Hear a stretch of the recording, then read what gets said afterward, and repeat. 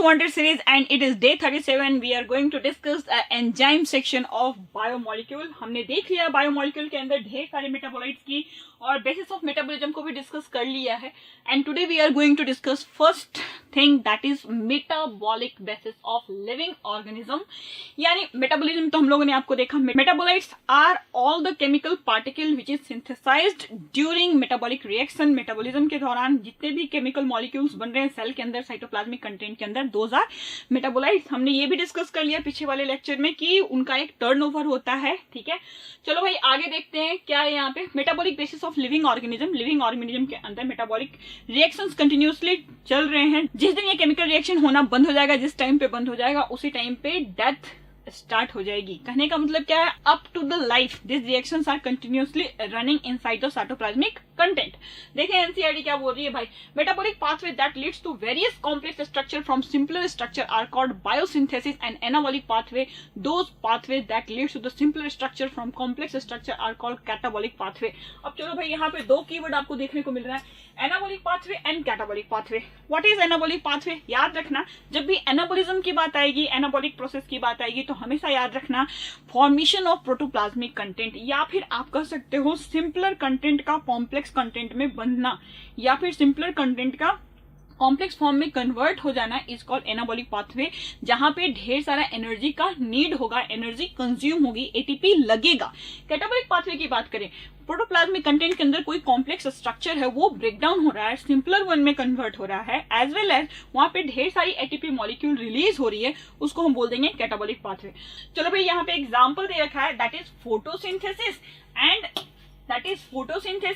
And respiration. Photosynthesis में क्या हो रहा है, CO2 and H2O with the help of chlorophyll and ATP. यहाँ पे किसका सिंथेसिस कर रहे हैं, ग्लूकोज का. That is anabolic pathway. Complex molecule, glucose क्या है, ज्यादा कॉम्प्लेक्स है in comparison of CO2 H2O.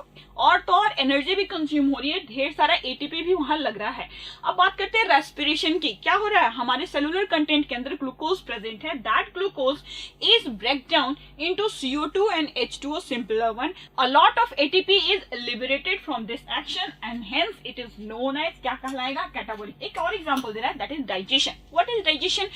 Breakdown of complex food material into simpler absorbable form. तो ये भी क्या है, कैटाबॉलिक प्रोसेस है. एटीपी की बात करें तो आप कह सकते हो हमारे साइटोप्लाज्मिक कंटेंट के अंदर एनर्जी करेंसी के रूप में ये प्रेजेंट होता है. केमिकल बॉन्ड के रूप में एनर्जी यहाँ पे सेव रहता है. ऑल लिविंग ऑर्गेनिज्म कभी भी स्टेडी स्टेट को मेंटेन करके रखते हैं and it is characterized by concentration of each of the metabolites. यानी कि हमारे सेलुलर कंटेंट के अंदर जितने भी बायोमोलिक्यूल प्रेजेंट हैं, जितने भी मेटाबोलाइट्स प्रेजेंट हैं, इनका एक अपना ऑप्टिमम कंसंट्रेशन है, यानी इनका ऑप्टिमम अमाउंट है. It must be in equilibrium. हमारे सेलुलर कंटेंट के अंदर ये क्या होने चाहिए, इक्विलिब्रियम स्टेट में रहने चाहिए, स्टेडी स्टेट में रहने चाहिए, ताकि जो भी वर्क वहां पे एग्जीक्यूट होना है वो हो सके. ठीक है, चलो भाई नेक्स्ट की बात करते हैं, लिविंग स्टेट की बात करें, है ना. ओके, तो चलो बात करते हैं लिविंग स्टेट की. क्या होता है लिविंग स्टेट, किसको कहेंगे लिविंग स्टेट को मेंटेन करे रखना, है ना. तो हमने क्या देखा है भाई, एक केमिकल रिएक्शन आपने पढ़ रखा है केमिस्ट्री के अंदर, है ना, कि वहां पे कोई भी अगर कोई रिएक्शन चल रहा है तो वहां पे एक टॉपिक आपको पढ़ना है, केमिकल इक्विलिब्रियम. केमिकल इक्विलिब्रियम में क्या होता है, rate of reaction in forward direction, यानी from reactant to product and product से फिर रिएक्टेंट का कन्वर्ट. मान लो ये रिवर्सिबल रिएक्शन है ना, तो A to B and B to A का जो रेट ऑफ रिएक्शन है, दोनों रेट ऑफ रिएक्शन क्या हो जाता है, सेम हो जाता है ना. कहने का मतलब क्या है कि जिस रेट से रिएक्टेंट बन रहा है उसी रेट से प्रोडक्ट भी बन रहा है in case of reversible reaction. तो वहां पे रेट क्या हो गया भाई, सेम हो गया है, इक्विलिब्रियम अटेन कर लिया गया है. Further there will be no growth, कोई वहां पे कोई स्कोप नहीं रह जाता, वो कंटिन्यूअसली क्या होता है, चलता रहता है. बट और फिजिक्स में आपने इक्विलिब्रियम के लिए देखा है कि अगर मान लो कोई एक ऑब्जेक्ट है, उसके ऊपर कोई फोर्स एक्सर्ट हो रहा है, चारों तरफ से फोर्स एक्सर्ट हो रहा है, जिसकी वजह से क्या होगा भाई, नेट रिजल्टेंट फोर्स लगेगा. मान लो सपोज दैट ये बॉडी इक्विलिब्रियम में है, चारों तरफ से फोर्स लग रहा है, ठीक है, और इक्विलिब्रियम में आ रहा है, कहने का मतलब क्या है, there is no movement, no resultant force क्या हो गया यहाँ पे, जीरो हो गया। यदि इक्विलिब्रियम स्टेट को अटेन कर लिया जाए then there will be no efficiency of work performance, यानी आप कह सकते हो work will not be performed there in case of equilibrium. और हमारे बॉडी के अंदर ढेर सारे मेटाबोलाइट्स प्रेजेंट है, कहाँ पे, हमारे साइटोप्लाज्मिक कंटेंट में। ये मेटाबोलाइट्स ऑप्टिमम कंसंट्रेशन में प्रेजेंट होते हैं। फॉर एग्जांपल ग्लूकोज का यहाँ पे दे रखा है कि नॉर्मल हेल्दी इंडिविजुअल के अंदर 4.2 मिलीमोल पर लीटर प्रेजेंट होता है, एज वेल एज यहाँ पे 1 मिलीमोल पर लीटर ऑफ हार्मोन्स प्रेजेंट होता है नैनोग्राम्स के अंदर। और ये ऑप्टिमम जो कंसंट्रेशन है ये मेंटेन रहते हैं समटाइम्स फिजिकल एक्सरसाइजेस की वजह से, या फिजियोलॉजिकल एक्टिविटीज, या फिर साइटोलॉजिकल एक्टिविटीज, साइटोप्लाज्म के अंदर जितने भी एक्टिविटीज चल रही है, मेटाबॉलिक एक्टिविटीज, उसकी वजह से क्या होता है, इनके कंसंट्रेशन में ऊपर नीचे होता है, चेंज होता है, यानी कि हमेशा नॉन इक्विलिब्रियम स्टेट मेंटेन रहेगा। जिस टाइम ये इक्विलिब्रियम पे आ गया उस टाइम पे क्या होगा, स्टेट क्या हो जाएगा भाई, अगर ये स्टेट इक्विलिब्रियम पे मेंटेन हो जाएगा then there will be no metabolic reactions, वहां पे मेटाबॉलिक रिएक्शंस एक तरह से स्टॉप मान लिए जाएंगे, लिविंग स्टेट मेंटेन नहीं होगा। तो आपको याद रखना है कि इस स्टेडी स्टेट यानी इक्विलिब्रियम स्टेट में हमारा सिस्टम ना आ जाए, इसके लिए क्या है भाई, अगर इस स्टेट में आता है तो हमारा बॉडी नॉन लिविंग में काउंट होने लगेगा, वहां पे मेटाबॉलिक एक्टिविटीज यानी मेटाबॉलिक रिएक्शंस जो हैं वो क्या हो जाएंगे, इक्विलिब्रियम स्टेट में आ जाएंगे, तो वर्क की एफिशिएंसी वहां पे क्या हो जाएगी, जीरो हो जाएगी।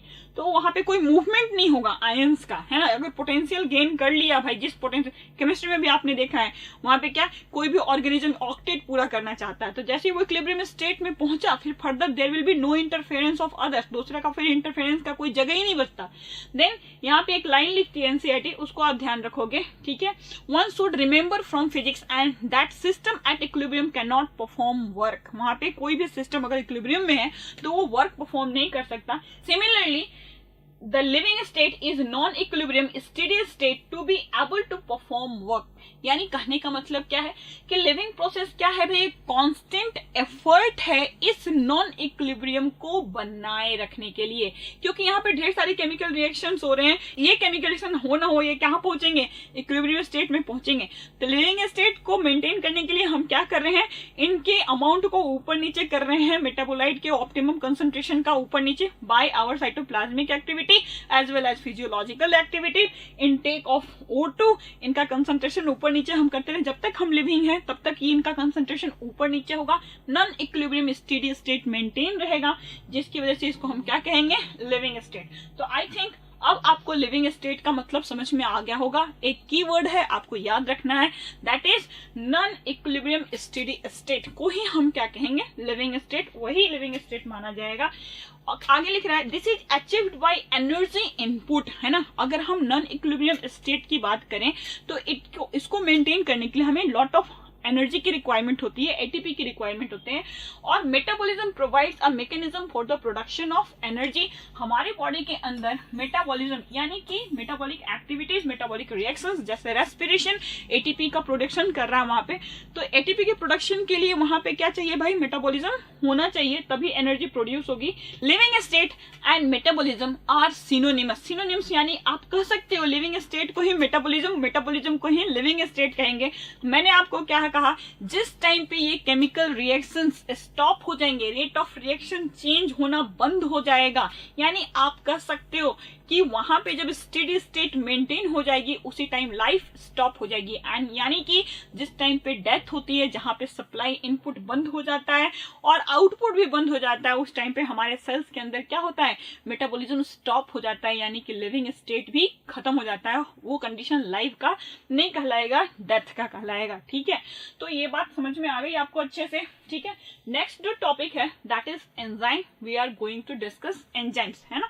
तो सबसे बड़ी बात एंजाइम्स की मैं कहूं तो आपको ये याद रखना है, all enzymes are proteinaceous in nature, यानी कि these are made up of peptides, और जो सिंगल यूनिट है इनका दैट इज अमीनो एसिड। और हमारे बॉडी के अंदर होने वाले जितने भी मेटाबॉलिक रिएक्शन है, मेटाबॉलिज्म जो भी एग्जीक्यूट हो रहा है, that can not be executed without the involvement of enzymes. Each and every metabolic reaction reactions include enzymes and this act as an catalyst. आपको याद रखना है चीज, है ना, बहुत इंपॉर्टेंट है। मैंने क्या कहा, बिना एंजाइम्स के कोई भी मेटाबॉलिक रिएक्शंस नहीं होते।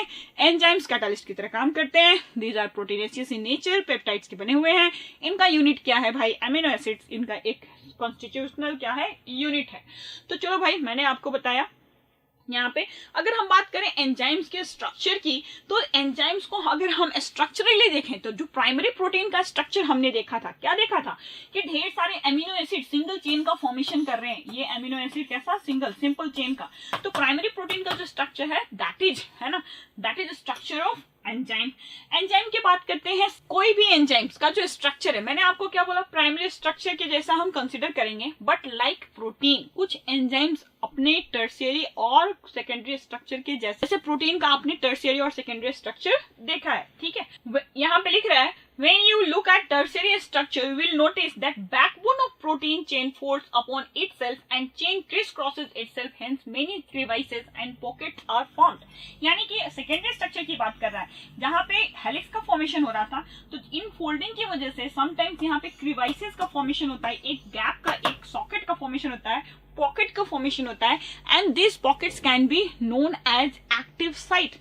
एंजाइम्स के अंदर इन क्रीवाइसेस को हम क्या कहते हैं, active site. One such pocket is called active site। Active site की बात करें, active site, what is active site, किसको कहेंगे एक्टिव साइट? आपको याद रखना है कि मान लो कोई भी एंजाइम किसी भी केमिकल रिएक्शंस को क्या कर रही है, प्रोसीड ऑन करा रही है, कैटलिस्ट की तरह से काम करा रही है, तो वहां जो सबस्ट्रेट है इस केमिकल रिएक्शन के अंदर इन्वॉल्व होने वाला उस एक्टिव साइट के साथ जाकर के बाइंड अप होता है, वहां पे जाकर के उस पॉकेट में फिट होता है, ठीक है।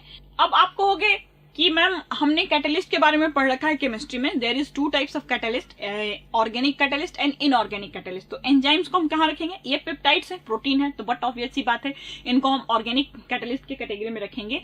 And organic catalyst that is enzyme is totally different from inorganic catalyst। कैसे डिफरेंट है, उसके लिए एक मेजर कैरेक्टरिस्टिक है जो आपको याद रखना है कि जो इनऑर्गेनिक कैटलिस्ट होती हैं उनको ना तो टेम्परेचर का कोई फर्क पड़ता है, ना ही प्रेशर का फर्क पड़ता है, ना ही एसिडिटी यानी पीएच का फर्क पड़ता है। बट जो एंजाइम्स होते हैं उनके एक्टिविटी के लिए उनको ऑप्टिमम पीएच चाहिए, ऑप्टिमम टेम्परेचर चाहिए और ऑप्टिमम प्रेशर चाहिए। तो आपको याद रखना है कि inorganic catalysts work efficiently at high temperature, high pressure, while enzymes get damaged at high temperature। above 40 degree centigrade enzymes क्या होने लगते हैं, डीनेचर्ड होने लगते हैं।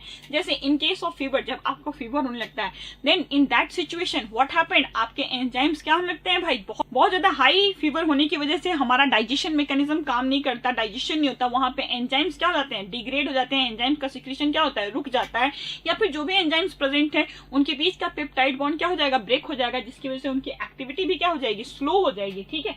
तो अबव 40 डिग्री सेंटीग्रेड क्या हो जाता है, एंजाइम्स टोटली डीनेचर्ड हो जाते हैं, नॉन फंक्शनल हो जाएंगे।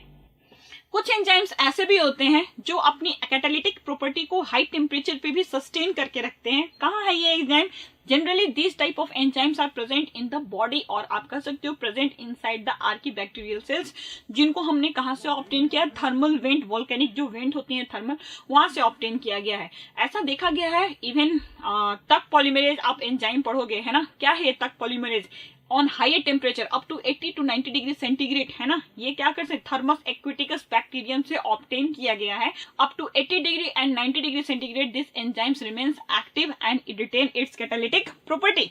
तो याद रखोगे भाई, है ना, it is exceptional. Thermal stability is thus an important quality of such enzymes isolated from thermophilic organism. मैंने आपको नाम बताया थर्मस एक्विटिकस। ओके, बात करते हैं सबस्ट्रेट और एंजाइम की एक्टिव साइट के साथ बॉन्डिंग के बाद जो वहां इंटरमीडिएट स्ट्रक्चर बनता है उसे हम क्या कहेंगे, that is known as transient state structure. क्या है transient state structure? Suppose that, मान लो कि कोई रिएक्टेंट है ना, किसके साथ जुड़ रहा है, एंजाइम्स एज ए कैटलिस्ट काम कर रहा है और क्या बनाने वाला है, फाइनल प्रोडक्ट, है ना। तो this is the shape of reactant, है ना। एंजाइम्स का क्या है भाई, एंजाइम्स ये कभी भी कंज्यूम नहीं होता केमिकल रिएक्शन के अंदर, ठीक है। Substrate, this is enzyme, enzyme कभी भी केमिकल रिएक्शन में कंज्यूम नहीं होता, और ये वाला जो साइट है ना, सबस्ट्रेट बाइंडिंग साइट जो है, this will bind from this side, और बाइंड होने के बाद जो यहाँ पे इंटरमीडिएट ट्रांसिएंट स्ट्रक्चर बनेगा, दैट इज, बिल्कुल परफेक्टली तो नहीं बना रही हूं मैं, बट कोशिश कर रही हूँ कि मैं सेम टू सेम वैसा बना लूं जैसा कि ऊपर बनाया है, तो एंजाइम आकर के यहाँ पे फिट हो जाएगा। ठीक है, दिस विल बी। किसी को हम बोल रहे हैं इंटरमीडिएट स्टेट या फिर ट्रांसिएंट स्टेट स्ट्रक्चर बोलेंगे। इनके अंदर क्या हो रहा है भाई, थोड़ा चेंजेज आएगा घूमने के बाद, और फर्दर जो प्रोडक्ट होगा तो प्रोडक्ट बनने के टाइम पे क्या होगा भाई, इसके शेप में यहाँ पे चेंजेस आ जाएगा। ठीक है, एंड चेंजेस आने के बाद यहाँ पे एंजाइम जो है सेग्रीगेट हो जाएगा, ये कभी भी केमिकल रिएक्शन के अंदर यूटिलाइज नहीं होगा। तो दिस इज द प्रोडक्ट, है ना। और मैंने आपको क्या बताया कि structure of substrate get transformed into the structure of product through formation of transient state structure. तो ये वाला जो स्ट्रक्चर है इसको हम क्या बोल रहे हैं, ट्रांसिएंट स्टेट स्ट्रक्चर। चलो भाई, डन, कंप्लीटेड, है ना। आगे चलते हैं, बात करते हैं एक्टिवेशन एनर्जी की। What is activation energy? किसी भी केमिकल रिएक्शन को स्टार्ट करने के लिए जो अमाउंट ऑफ एनर्जी नीडेड है that is called activation energy. Without activation energy के हम किसी भी केमिकल रिएक्शन को स्टार्ट नहीं कर सकते। तो यहाँ पे आपको याद रखना है कि external energy which is required to start a chemical reaction is called activation energy. Chemical reaction की बात करते हैं, क्या है केमिकल रिएक्शन, कहाँ होता है? तो हमारे बॉडी के अंदर भी ढेर सारे केमिकल रिएक्शन हो रहे हैं, मेटाबॉलिज्म हो रहा है, वो हमने डिस्कस कर लिया। ठीक है, यहाँ बात कर रहा है जो केमिकल रिएक्शन का बेस आपने केमिस्ट्री में पढ़ रखा है या फिर छोटे लोअर क्लासेस में जो पढ़ रखा है, वो बोल रहा है कि फिजिकल चेंजेस क्या होते हैं, केमिकल चेंजेस क्या होते हैं। केमिकल चेंजेस में क्या होगा, केमिकल चेंजेस में वहां पे बॉन्ड ब्रेक्स होते हैं बिटवीन टू कंसेक्यूटिव एटम्स और एक नया कंपाउंड बनता है। जबकि इन केस ऑफ फिजिकल चेंजेस वहां क्या हो रहा है, बॉन्ड्स की ब्रेकिंग नहीं होती, सिर्फ उनका physical nature, physical state change होता है, जैसे आइस और वाटर वाली बात। ठीक है, केमिकल चेंजेस में आपने क्या देखा, H2O और CO2 आपस में मिलता है और एक पर्टिकुलर डिफरेंट वहां पे केमिकल बॉन्ड का फॉर्मेशन हो रहा है, पर्टिकुलर डिफरेंट कंपाउंड बना है, दैट इज कार्बोनिक अनहाइड्रेज। यहाँ पे एक एग्जांपल दे रहा है, barium hydroxide is reacting with H2SO4। ये दोनों रिएक्टेंट हो गए, यहाँ पे product is barium sulphate and H2O। यानी कि यहाँ पे क्या बन रहा है भाई, बेरियम सल्फेट एंड H2O बन रहा है। रेट ऑफ रिएक्शन आपने पढ़ रखा है केमिस्ट्री के अंदर, क्या भाई, rate of formation of product divided by जो टाइम टेकन है ना। तो इसको हम क्या बोलते हैं, rate of reaction. It can be expressed as delta P by delta T, यानी कि change in concentration of product in particular time interval. और यहाँ पे रेट जो होता है is directly proportional to the temperature. जैसे जैसे टेम्परेचर बढ़ेगा वैसे वैसे रेट भी क्या होता है, बढ़ता है। 10 डिग्री सेंटीग्रेड बढ़ाते हैं देन क्या होता है भाई, टेम्परेचर बढ़ता है। But up to certain extent, आपको पता है up to certain extent optimum temperature तक ये बढ़ेगा, बट उस टेम्परेचर के बियॉन्ड अगर हम जाते हैं देन रेट ऑफ रिएक्शन क्या हो जाएगा, स्लो हो जाएगा, because it is enzyme catalysed reaction. Enzyme वहां पे ब्रेक हो जाता है, डिहाइड्रोलाइज्ड हो जाता है, then in that situation rate of reaction क्या हो जाएगा भाई, स्लो हो जाएगा। ठीक है, तो यहाँ पे हमने ये देख लिया rate of reaction. For example एक दे रहा है एनसीईआरटी के अंदर कि हमारे बॉडी के अंदर ईच आरबीसी, इनसाइड आरबीसी क्या हो रहा है भाई, कार्बन डाइऑक्साइड एंड H2O आपस में मिल रहे हैं और कार्बोनिक अनहाइड्रेज एंजाइम उसको मेडिएट कर रहा है and there is formation of carbonic acid H2CO3। अगर लेबोरेटरी की बात करें, लेबोरेटरी में विदाउट एंजाइम इस रिएक्शन को हम एग्जीक्यूट कराते हैं तो 1 सेकेंड में मुश्किल से कितना भाई, 200 मॉलिक्यूल्स का फॉर्मेशन होता है। बट इन केस ऑफ हमारे बॉडी के अंदर यहाँ पे एक एंजाइम प्रेजेंट है, एंजाइम के द्वारा कैटालाइज हो रहा है ये reaction, that is carbonic anhydrase, और पर सेकेंड लगभग 6 lakh molecule of carbonic anhydrase यहाँ पे सिंथेसाइज हो रहे हैं। This is the miracle, this is the power of enzymes inside our metabolic reactions. आपको समझ में आ रहा होगा, इस एग्जांपल से बहुत अच्छे से आप समझ गए होंगे कि हमारे मेटाबॉलिक रिएक्शंस में एंजाइम्स इतने इंपॉर्टेंट क्यों हैं। वो रेट ऑफ रिएक्शन को किस तरीके से ड्रास्टिकली चेंज करें, ड्रामेटिकली चेंज कर रहे हैं, कहाँ 200 मॉलिक्यूल कहाँ 600 मॉलिक्यूल पर सेकेंड चेंज हो रहा है भाई। आगे चलते हैं, एंजाइम्स यहाँ पे एक्सेलरेट करा है केमिकल रिएक्शन को 10 मिलियन टाइम्स, जैसा कि मैंने आपको कहा। क्या है भाई, मिरेकल है, पावर है किसका, एंजाइम का।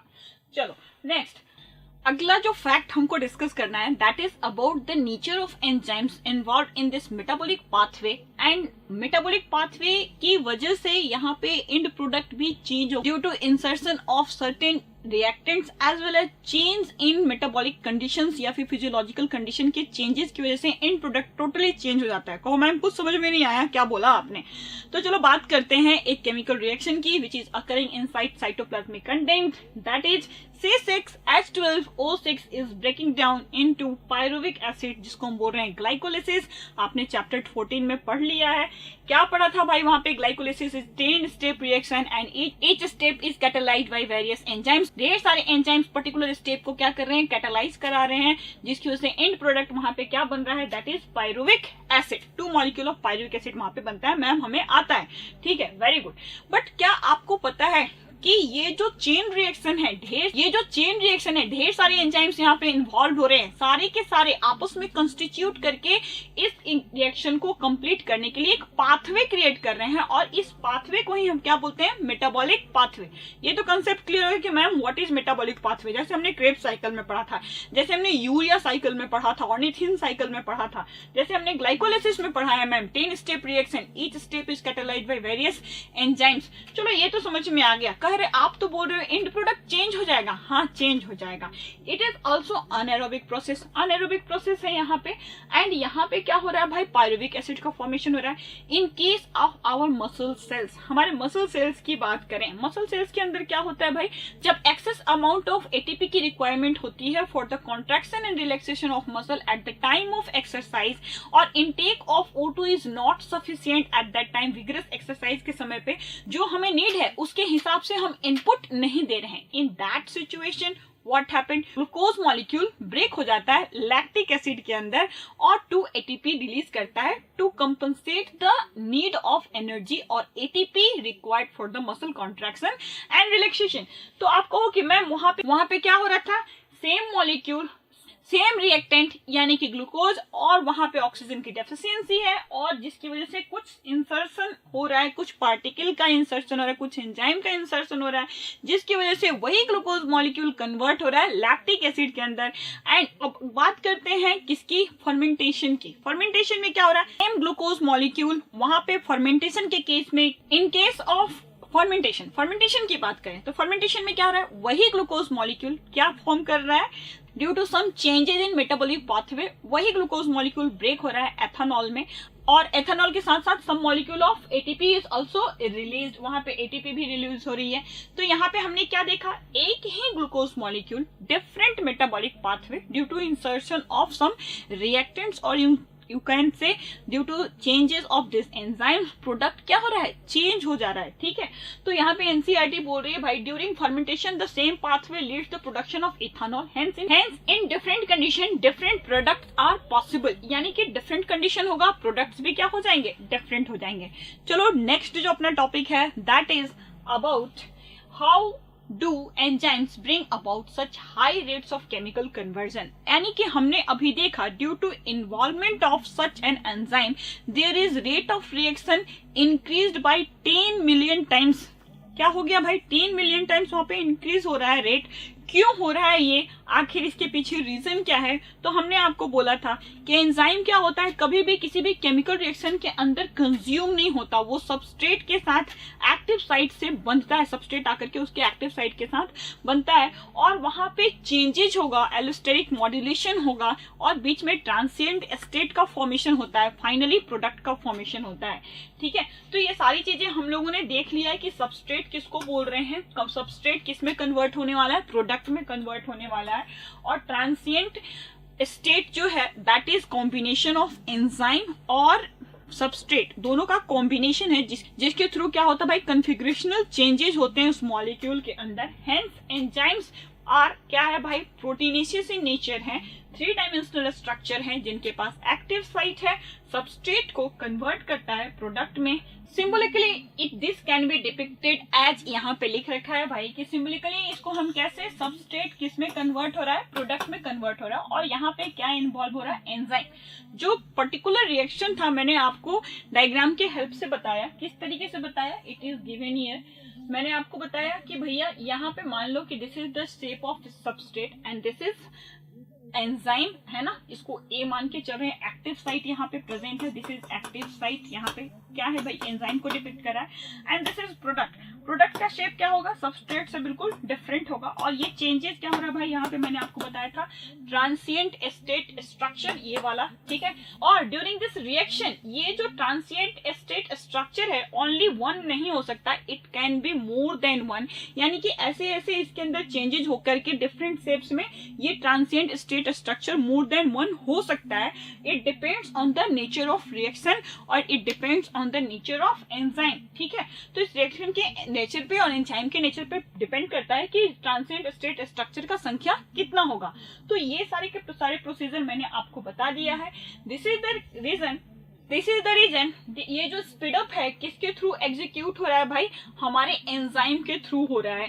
तो ये एंजाइम किस तरीके से स्पीड अप कर रहे हैं वो मैंने आपको बताया, कैसे एक्टिव साइट से सबस्ट्रेट बाइंड कर रहा है, कैसे उसके अंदर कॉन्फिगरेशनल चेंज ला रहा है, शेप के अंदर चेंज ला रहा है, फाइनली प्रोडक्ट का फॉर्मेशन हो रहा है। और बीच का जो स्टेट है that is transient state structure, it can be one और it can be more than one. अब कहो कि मैम कि किसी भी केमिकल रिएक्शन के अंदर एनर्जी का हम देखते हैं कि कोई भी मॉलिक्यूल है ना, जो रिएक्टेंट है उसका जो एनर्जी है कभी भी प्रोडक्ट के कंपैरिजन में क्या होता है, ज्यादा होता है। कोई भी केमिकल मॉलिक्यूल क्या चाहता है कि उसकी पोटेंशियल एनर्जी कम से कम हो, तो उसकी पोटेंशियल एनर्जी कम हो जाएगी, यानी कि कहने का मतलब क्या है, वो प्रोडक्ट में कन्वर्ट हो गया। तो किसी भी केमिकल रिएक्शन के अंदर हमने क्या देखा है भाई, किसी भी केमिकल रिएक्शन को स्टार्ट करने के लिए needed amount of energy is known as activation energy. अगर ये एनर्जी हमने दे दिया तो वहां पे इस एक्टिवेशन एनर्जी को गेन करने के बाद कैटलिस्ट क्या करता है, उस केमिकल रिएक्शन को ज्यादा स्पीड अप करता है।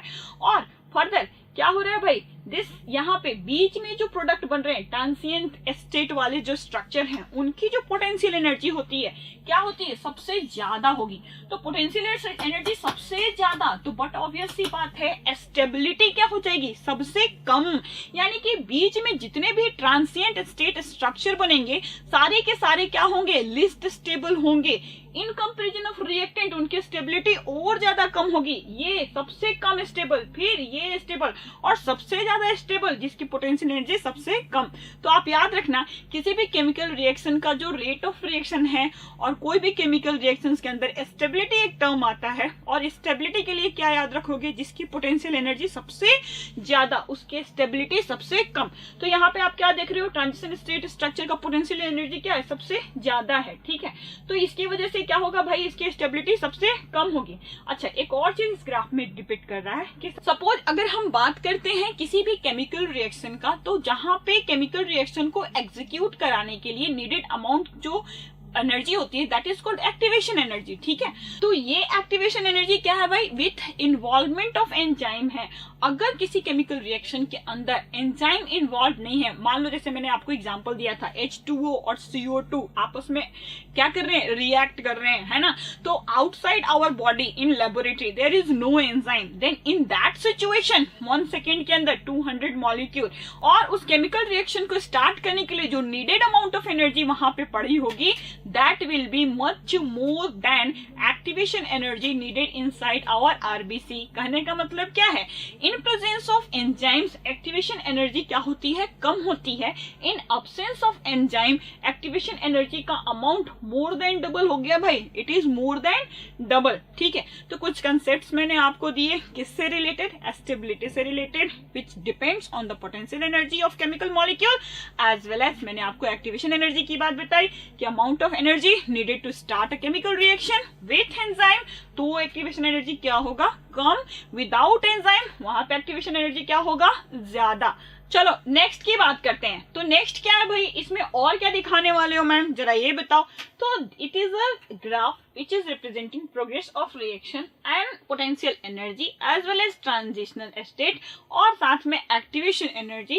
पर मैम आप बोल रहे हो कि इसका जो potential energy है it is more than product, तो यहाँ से यहाँ पहुंचने में जो energy रिलीज हुई होगी, क्योंकि energy तो कम हो रहा है ना, तो this is the graph of, कैसा ग्राफ है ये, एक्सोथर्मिक रिएक्शन का ग्राफ है। there is release of energy, यहाँ क्या होगा, energy रिलीज होगी either in the form of light energy, either in the form of heat energy, either in the form of sound energy। आपने chemistry में पढ़ रखा है कि पॉप अप साउंड होता है ना, तो और भी आपने देखा है कि फ्लेम जैसे ही बाहर आता है वैसे ही फ्लेम लग जाता है, या फिर हीट जनरेट होती है, वहां का टेम्परेचर बढ़ जाता है, तो वहां पे एनर्जी रिलीज होगी in the form of heat. तो हीट रिलीज होगा तो क्या क्या कहलाएगा भाई, एक्सोथर्मिक, है ना, एक्सोथर्मिक रिएक्शन कहलाएगा। चलो ठीक है, नेक्स्ट आगे और क्या सीखना बाकी रह गया है? इसमें एक और चीज सीखो। क्या सीखना है कि मैम आप यहाँ बोल रहे हो कि पोटेंशियल एनर्जी सबस्ट्रेट का यहाँ पे क्या है, ज्यादा है, प्रोडक्ट का कम है। क्या ये केस आप बता रहे हो एक्सोथर्मिक रिएक्शन का? What about endothermic reaction? ऐसे रिएक्शन जिसको प्रोसीड आउट कराने के लिए हमें बाहर से एनर्जी देनी पड़ती है, जिनको एनर्जी सप्लाई करना पड़ता है। तो वैसे केस में क्या होगा मैम? उस केस में भी यही होगा बेटा जी, जो सबस्ट्रेट होगा उसकी एनर्जी हमेशा क्या होगी, ज्यादा होगी in comparison of product, either it is exothermic और एंडोथर्मिक। इसकी एनर्जी ज्यादा ही रहेगी, बट ऑब्वियस सी बात है, वो बात अलग है। एंडोथर्मिक रिएक्शन में क्या होगा भाई, एक्टिवेशन एनर्जी प्रोवाइड करने के बाद उस केमिकल रिएक्शन को एग्जीक्यूट कराने के लिए एनर्जी देनी पड़ रही है, दैट इज कॉल्ड एंडोथर्मिक। भाई एंडोथर्मिक रिएक्शन है वहां पे। एंडोथर्मिक रिएक्शन में भी वही बात लागू होगी, that is substrate and product. Substrate की पोटेंशियल एनर्जी ज्यादा एंड प्रोडक्ट की पोटेंशियल एनर्जी हमेशा कम। आप याद रखोगे, ये दोनों केस में लागू होता है। यहाँ पे एनसीईआरटी इसको बोल रही है कि either is the case of exothermic और क्या है भाई, एंडोथर्मिक। आपको याद रखना है कि एस को कहाँ जाना है भाई, पी में कन्वर्ट होना है, और बीच में जो आएगा क्या आएगा भाई, ट्रांसिएंट स्टेट। तो ट्रांजिशन स्टेट जो स्ट्रक्चर है उसकी पोटेंशियल एनर्जी क्या होगी, ज्यादा होने की वजह से लेस स्टेबल होगा। और साथ ही आपको ये याद रखना है, विदाउट ट्रांजिशन स्टेट स्ट्रक्चर के फॉर्मेशन के अगर डायरेक्ट एस से पी यानी सबस्ट्रेट से प्रोडक्ट बनता है, बीच में ट्रांजिशन स्टेट प्रोडक्ट ज्यादा नहीं बन रहे हैं, मोर देन वन नहीं है, तो बैरियर कम है। तो बैरियर कम है तो रेट ऑफ रिएक्शन क्या हो जाएगा, ज्यादा फास्ट हो जाएगा, वो बहुत तेजी से प्रोडक्ट में कन्वर्ट हो जाएगा। तो चलो यहाँ तक हम लोगों ने देख लिया कि सबस्ट्रेट और प्रोडक्ट का फॉर्मेशन कैसे इजियर हो सकता है। एक्सोथर्मिक और एंडोथर्मिक में हम लोगों ने डिस्कस कर लिया कि भाई दोनों केस में सबस्ट्रेट की जो एनर्जी होगी क्या होगी, ऑलवेज ज्यादा होगी इन कंपैरिजन ऑफ प्रोडक्ट के। चलो भाई नेचर ऑफ एंजाइम एक्शन की बात करें, एंजाइम का जो काम करने का तरीका है उसका क्या नेचर है, ठीक है। तो हमने देखा कि भाई enzyme is binding with substrate, बीच में ट्रांजिशन स्टेट स्ट्रक्चर, उसके बाद enzyme product, after that enzyme will get segregated from the product Ne+P। तो ये सारी चीजें हम लोगों ने देख लिया है। आगे चलते हैं। तो एंजाइम एक्टिविटी को अफेक्ट करने वाले जो फैक्टर हैं, तो मैंने आपको क्या कहा था कि इनऑर्गेनिक जो कैटालिस्ट होते हैं उनको टेम्परेचर, प्रेशर और पीएच से कोई फर्क नहीं पड़ता इन चेंजेस से, but in case of organic catalyst like enzymes को बहुत फर्क पड़ता है। टेम्परेचर मेजर फैक्टर है, पीएच मेजर फैक्टर है, प्रेशर मेजर फैक्टर है। हाई टेम्परेचर पे हाइड्रोलाइज हो जाएगा, ब्रेक हो जाएगा, टूट जाएगा। तो हमने देखा है कि किसी भी एंजाइम की एक्टिविटी के लिए उसको ऑप्टिमम टेम्परेचर मिलना चाहिए, ऑप्टिमम पीएच मिलना चाहिए। अगर ऑप्टिमम पीएच और टेम्परेचर प्रोवाइडेड है, then what will happen, reaction will proceed in its maximum rate. चलो भाई मैक्सिमम रेट पे जाएगा। अगर हम ग्राफ की बात करते हैं तो you can see the graph, pH और टेम्परेचर का ग्राफ यहाँ दिया रखा है, किसके अगेंस्ट भाई, एंजाइम एक्टिविटी के। जरा देखिए इस ग्राफ में क्या दे रखा है, इन्वर्टेड यू से पेड है ना। और हम क्या देख रहे हैं कि दिस इज द पीएच, ये जो पीएच का वैल्यू है, इस पीएच से अगर पीएच कम है तो भी एंजाइम की एक्टिविटी क्या हो रही है, कम हो रही है। अगर इस पीएच से ज्यादा पीएच है तो भी एंजाइम की एक्टिविटी क्या हो रही है, कम हो रही है। यानी इस पर्टिकुलर पीएच पे एंजाइम की एक्टिविटी क्या है, maximum. Similarly in case of temperature, at this temperature enzyme की एक्टिविटी क्या है, मैक्सिमम। अगर टेम्परेचर से इस टेम्परेचर से हम कम टेम्परेचर पे आते हैं तो भी एंजाइम एक्टिविटी कम, इस टेम्परेचर से ज्यादा टेम्परेचर पे जाते हैं तो भी एंजाइम एक्टिविटी कम, ठीक है। तो इसके बाद हम क्या बात करने वाले हैं, बात करने वाले हैं लो टेम्परेचर का इफेक्ट ऑन एंजाइम।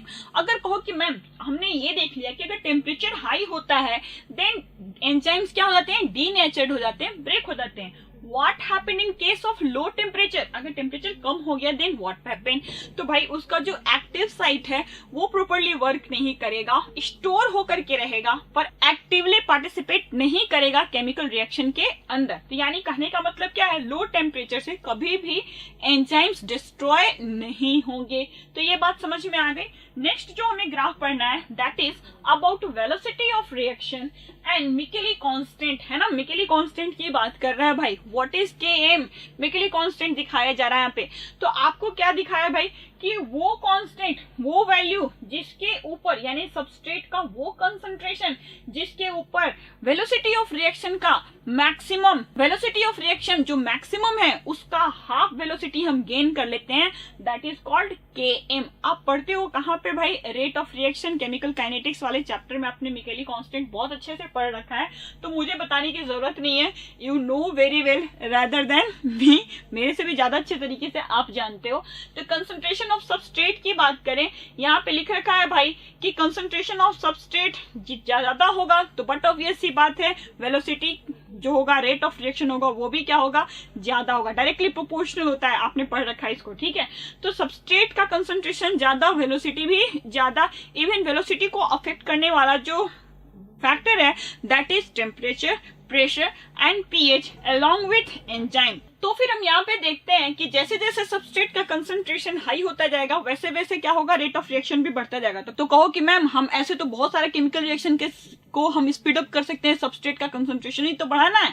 तो भैया कंसंट्रेशन तो बढ़ा रहे हो, मान लो suppose that 100 molecule of enzyme present है, जो कितने 100 मॉलिक्यूल ऑफ सबस्ट्रेट को के साथ बाइंड करेंगे। जितना एंजाइम मॉलिक्यूल, जितना एक्टिव साइट, उतना ही सबस्ट्रेट होना चाहिए। सपोज दैट यहाँ तक बढ़ाया तब तो रेट ऑफ रिएक्शन बढ़ेगा, जैसे 50 मॉलिक्यूल लिया था सबस्ट्रेट का और यहाँ पे एंजाइम्स कितने अवेलेबल है? 100 मॉलिक्यूल। तो 50 वाला 50 के साथ है पर 50 अभी खाली है, 60 बढ़ाया, रेट ऑफ रिएक्शन और बढ़ गया, 70 बढ़ाया और बढ़ गया, 80 बढ़ाया और बढ़ गया, 90 बढ़ाया और बढ़ गया, 100 आया, 100 के साथ, यानी कि अब सैचुरेशन आ गया। अब इसके बाद अगर मान लो सपोज दैट 105 कर रहे हैं अपन या 110 कर रहे हैं, देन ये रिमेनिंग जो 5 सबस्ट्रेट है इट कैन नॉट, बिकॉज वहां पे एंजाइम मॉलिक्यूल अवेलेबल नहीं है बाइंड अप होने के लिए, तो रेट ऑफ रिएक्शन भी नहीं बढ़ेगा।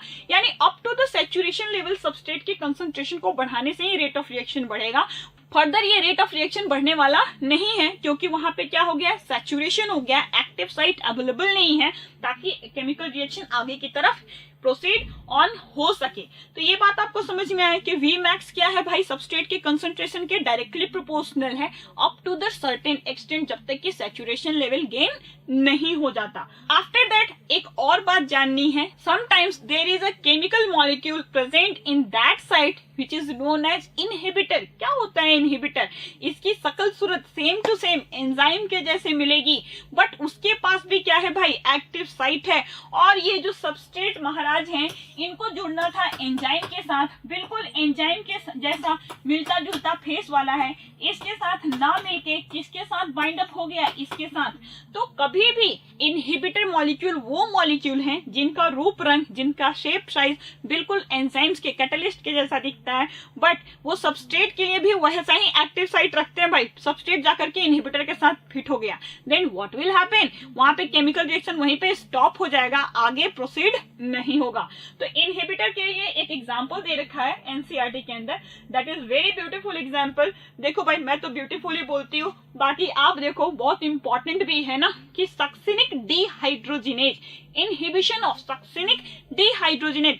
आपने क्रेब्स साइकिल में पढ़ रखा है succinic dehydrogenase enzyme by malonate, बिल्कुल किसके जैसा दिखता है? सक्सिनिक डीहाइड्रोजिनेज के जैसा एक्टिव साइट है इसके पास, और क्या करेगा? सबस्ट्रेट सक्सिनेट के साथ बाइंड कर लेता है, जिसकी वजह से फर्दर रिएक्शन आगे की तरफ मूव नहीं होता, यानी रिएक्शन कंप्लीट नहीं होता। और इस तरह के जो मॉलिक्यूल होते हैं जैसे मैलोनेट, इसको हम बोलते हैं कॉम्पिटिटिव इनहिबिटर। इसको हम क्या बोलेंगे?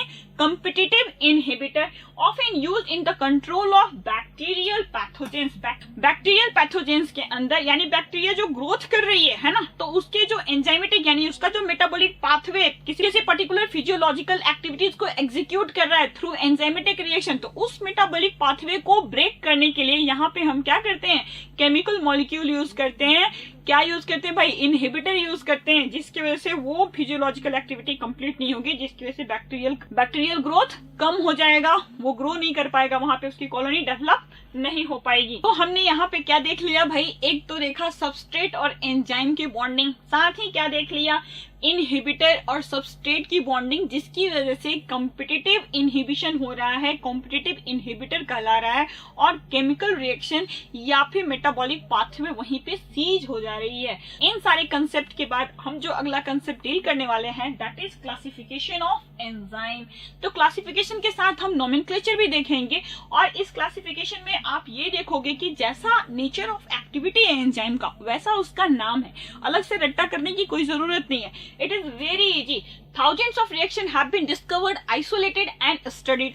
हजारों से ज्यादा एंजाइम्स हमने ढूंढ लिए हैं, उनकी स्टडी कर ली है।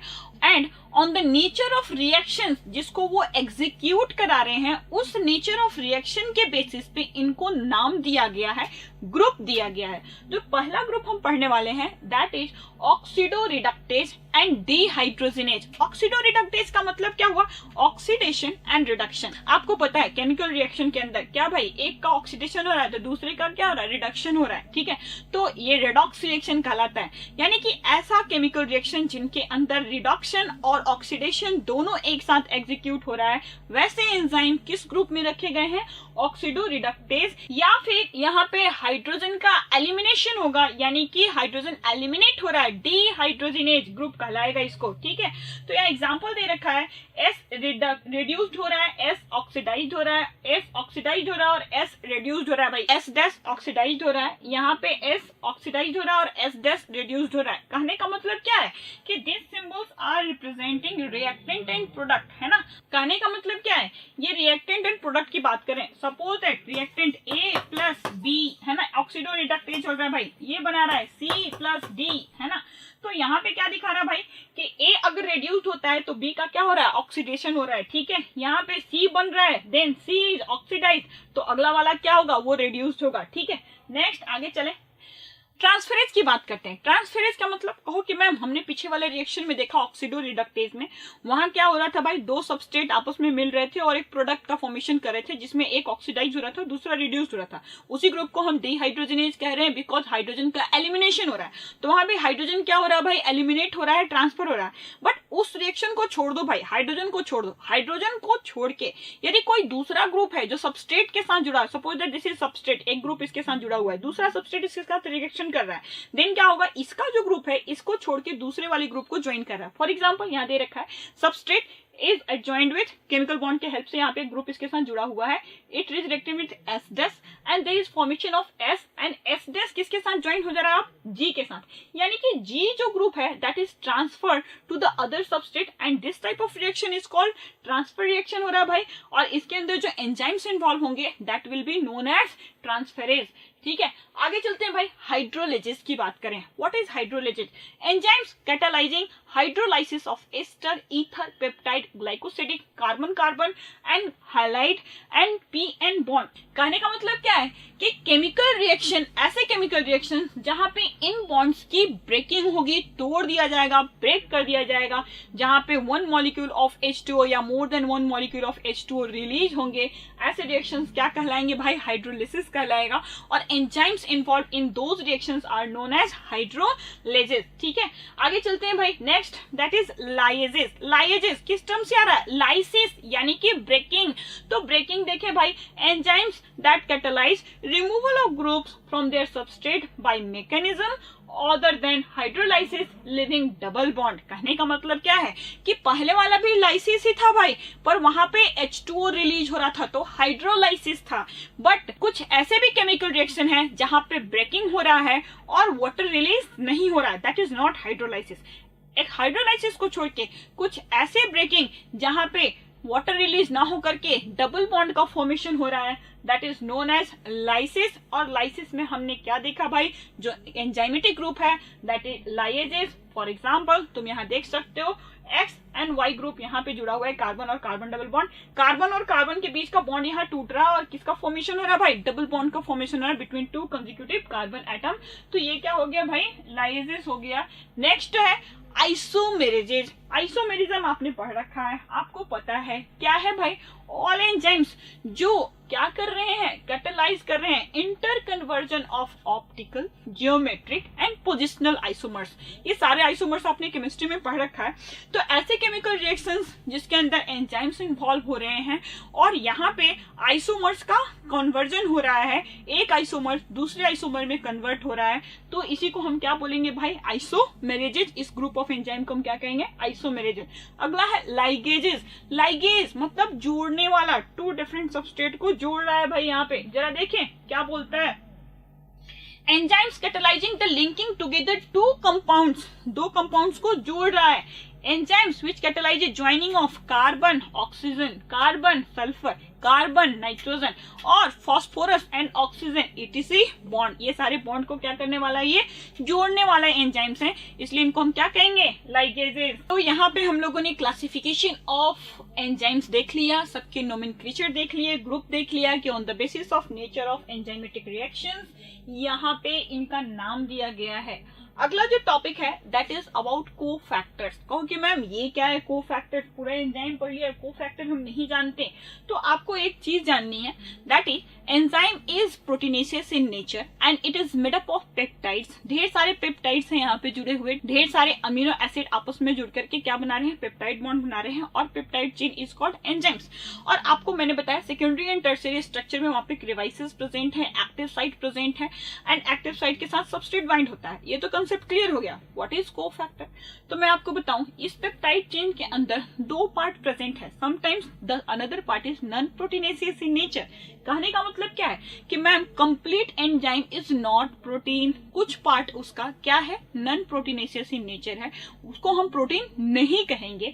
And this non proteinaceous structure is joined with proteinaceous structure to retain its catalytic property. कहने का मतलब क्या है कि जो इसकी कैटालिटिक प्रॉपर्टी है उसके लिए रिस्पॉन्सिबल जो नॉन प्रोटीनेशियस पार्ट है that is known as cofactor.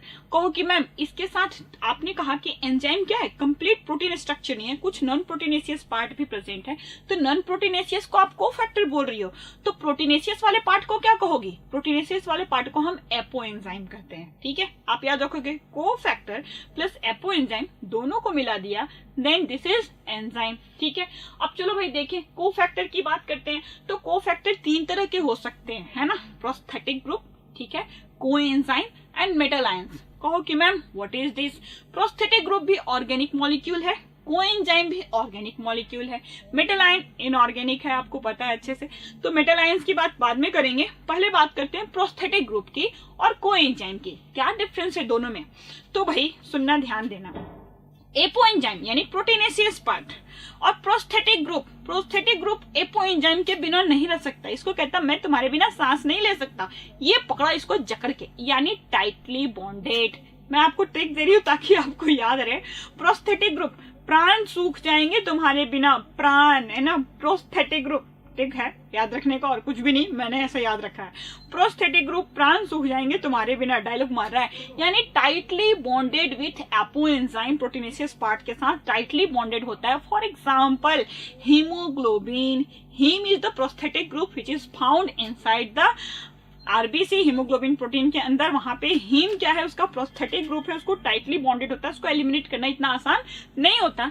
Similarly ठीक इसके ऑपोजिट क्या देखा भाई, ठीक इसके ऑपोजिट यहाँ पे टाइटली बॉन्डेड था प्रोस्थेटिक ग्रुप, बट बात करें कोएंजाइम की, तो कोएंजाइम इसके साथ बाउंडेड तो होता है बट टाइटली बाउंडेड नहीं होता। इतना ही बाउंडेड होता है कि भाई उसकी कैटालिटिक प्रॉपर्टी उसके साथ मेंटेन रहे, कैटालिसिस में उसको हेल्प कर सके, and nothing else. Metal ion चलो भाई छोड़ते हैं, पहले एनसीईआरटी के टेक्स्ट को क्लियर कर लें, क्या बोल रहा है। However there are number of cases in which non protein constituent called cofactor. कहने का मतलब क्या भाई, नॉन प्रोटीन कंस्टिट्यूएंट को ही हम क्या बोल रहे हैं, कोफैक्टर। बाउंड होता है किसके साथ, एंजाइम के साथ, किस लिए, ताकि एंजाइम कैटालिटिकली एक्टिव हो। ठीक है, और इन प्रोटीनेशियस पार्ट को हम क्या बोल रहे हैं भाई, प्रोटीन पोर्शन को क्या बोल रहे हैं, एपो एंजाइम।